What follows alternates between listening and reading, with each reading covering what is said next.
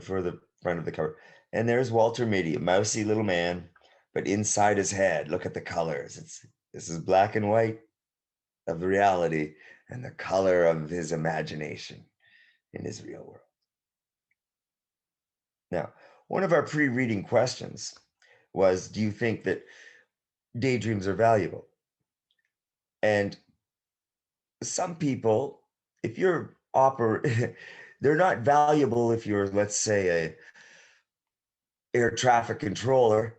Nope, you can't be daydreaming. You got to stay focused, right? Landing airplanes. However, if you're a writer or an artist or something like that, yes, daydreaming is very important. Even Or a as scientist like Albert Einstein. yes, and scientists like Albert Einstein, they're leading edge almost artists, right? Because they're inventing new ways of looking at the universe, right?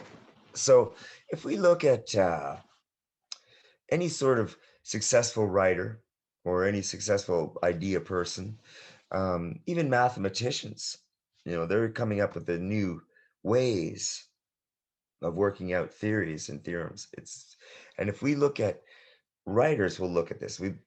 We look around the world and we go into a little daydream, and it might be a good one. So we got to write it down so we don't forget it, and then we develop it later. Um, so there can be value in it. Um, Setting 1930s, okay, it's in Waterbury, Connecticut, northern United States. The characters in real life, okay, we've got two worlds happening here. We have the secret life, the fantasy world, and then we have the real world. In the real world, we have our protagonist, Walter Mitty, and probably our main antagonist, his wife, okay, domineering. And Walter is meek. Those are opposites.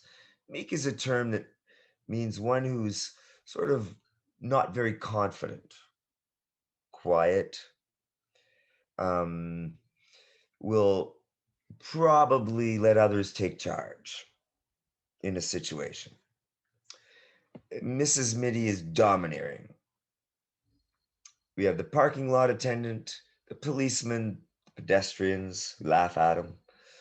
Dr. Renshaw, who's in both his fantasy world and his other world, and we're going to look at that in a second. And of course, the garbage man or garage man who removes the chains. Now, the first daydream, of course, he's driving, and it's snapped, crashed by his wife going, "You're driving too fast." Tells him he's got to stop driving fast. Second daydream, he's the physician. He's the great renowned surgeon. And of course, all these other people are in this room with him.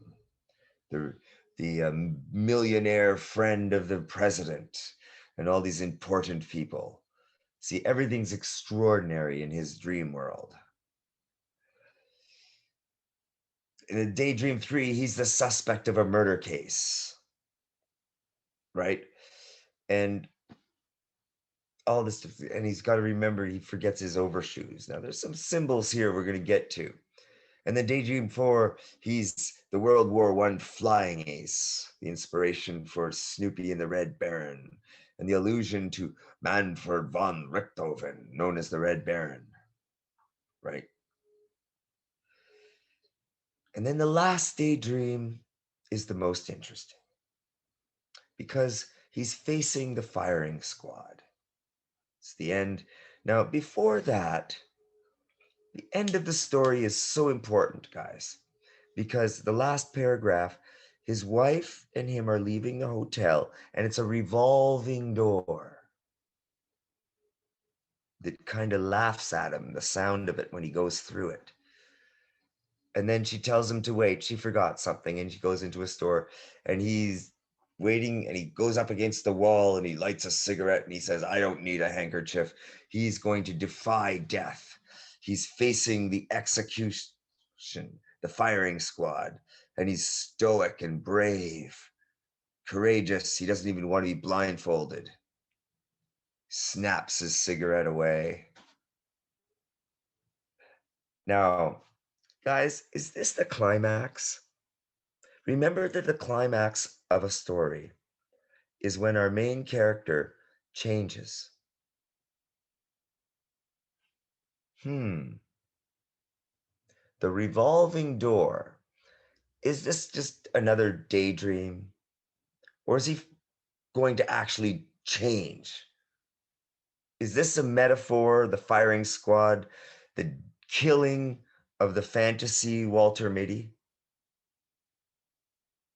Is he gonna like get his act together now? Or is he just gonna go on daydreaming and being a menace to all that's wholesome in the world? We don't know. Okay, but the questions that they leave us with, right? Now, this was a very popular story because of this very ending. Is it the climax? People are arguing about it to this day. We know it's a third person omniscient, but he only goes into Walter's brain. Mrs. Mitty, we know So about it's kind her. of like a like yeah, like a third person. Yeah, yes, it's third person omniscient, kind of, because he only goes into Walter's head. And it doesn't go into Walter's head where he comes out and says, oh, I wish you'd quit nagging at me. Or he's not really him interacting with his wife, except one point when he says, things close. I was thinking, does it ever occur to you that I've been thinking? Well, that's the only sort of real interaction where he kind of says something that reveals his personality. But other than that, nothing. We just know it through his daydreams, through the narrator telling us. Now, also, Mrs. Mitty, we don't know her thoughts, but we know her words. We know her intentions through what she says. Oh, it's one of your days again, isn't it? Says things like that. Let's look at our themes. We could say this is just fun, humorous, whatever, but there's a serious